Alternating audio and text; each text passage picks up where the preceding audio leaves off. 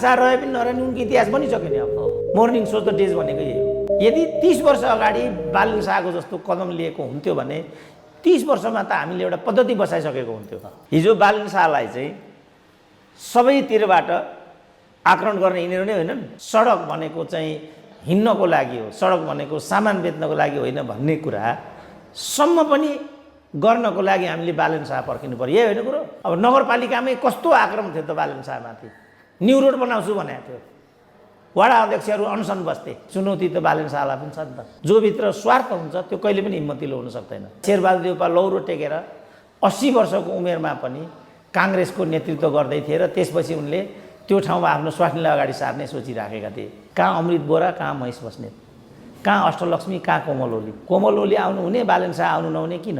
तिमीहरूको यो स्वार्थ र खेलबाडको कोपमा आज यो देश पर्यो, हामीहरू पर्नु पर्यो। यो गर्ने अपराध तिमीहरूलाई छ।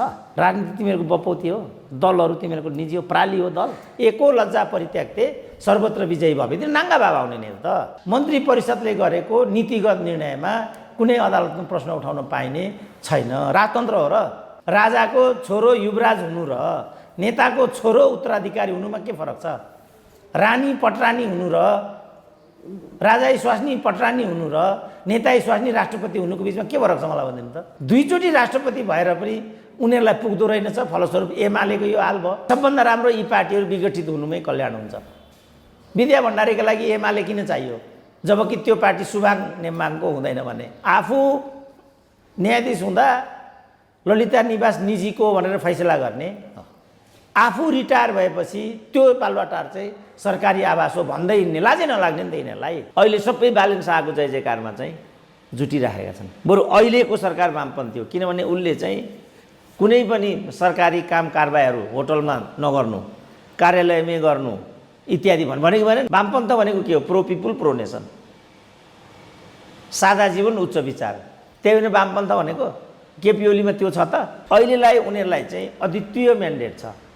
यो डोजर चलाए पनि म्यान्डेट त्यो बरु 100 बुँदेमा यो छ कि छैन हामीले त्यो हेर्नुपर्छ। आफू गैर कानुनी काम गर्ने, सार्वजनिक जग्गा अतिक्रमण गर्ने, नक्कली सुकुम्बासीले आफूलाई सक्कली दावा गर्ने, 3.5 वर्ष एउटा लाइसेन्सको काम रोक्नेहरू को?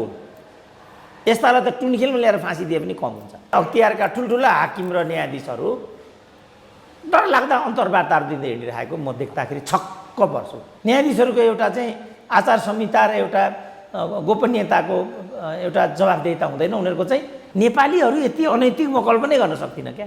सबैलाई थाहा छ नि त्यो के हो भनेर। सबका सब चोरे भन्छ नि हिन्दी सिनेमामा, त्यही भइरहेको देख्छु क्या म यहाँ। काङ्ग्रेस र एमालेलाई थ्रेट गर्थे, आफ्नै घरमा जोगी बनाइदिए त हुँदो रहेछ नि त थ्रेट त।